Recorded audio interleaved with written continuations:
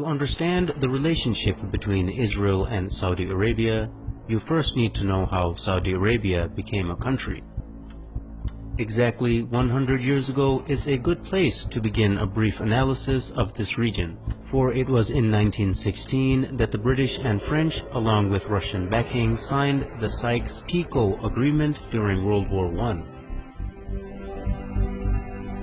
This agreement anticipated the collapse, and therefore it secretly divided up the Middle East in order to design a region post-Ottoman Empire. In 1917, the year following the agreement, the Zionists had gained sufficient influence and control over the British government to get it to issue the Balfour Declaration, which promised Jews a homeland in Palestine.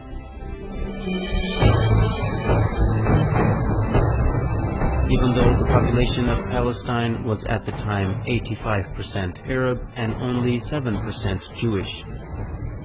The defeat of the Ottoman Empire by British imperialism in World War I left three distinct authorities in the Arabian Peninsula.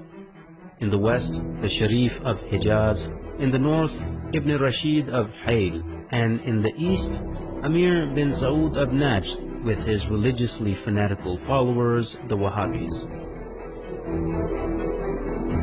Britain got the most help from the Sharif of Hijaz, who led the Arab revolt against the Ottomans and helped the British defeat them. In return for his support, the British had agreed and promised him the establishment of a single Arabian country from Gaza to the Persian Gulf. After the war, however, Britain did not keep its promises. Instead, it drew up the Sykes-Picot Agreement and issued the Balfour Declaration. The Sharif was discontent with this betrayal and told the British that he would never sell out Palestine to the Empire's Balfour Declaration.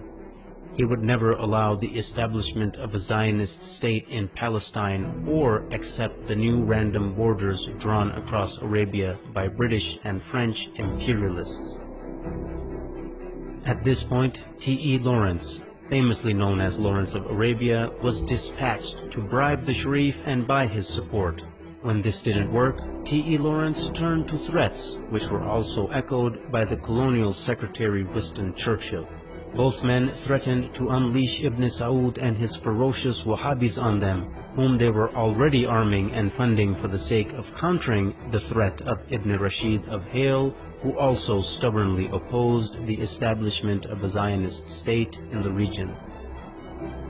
In September of 1921, Hayl was attacked by Ibn Saud and they could not resist the vicious onslaught.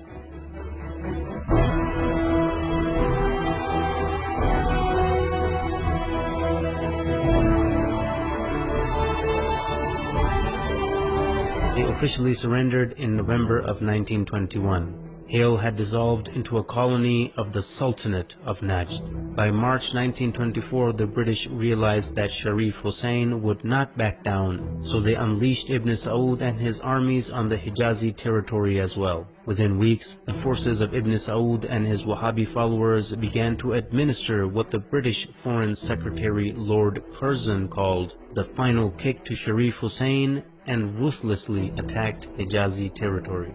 By September 1924, Ibn Saud had overrun Ta'if, the summer capital of the Sharif. In mid-October 1924, Ibn Saud captured Mecca, the holiest place in Islam. After losing Mecca, the Sharif had to flee and lose his entire territory to Ibn Saud, ancestor of the current Saudi lineage.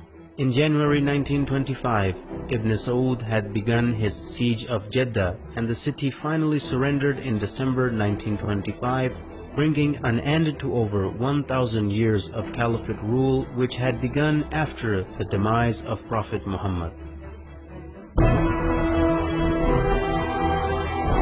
In February 1926, the new unified Wahhabi state was rebranded by the empire in 1932 as the Kingdom of Saudi Arabia. As you can see right from the start, the man who as a matter of principle opposed a Zionist state in Palestine was kicked out of his own land, yet the man who was willing to allow a Zionist state to be created was paid off handsomely and given an entire new country to exploit and dominate.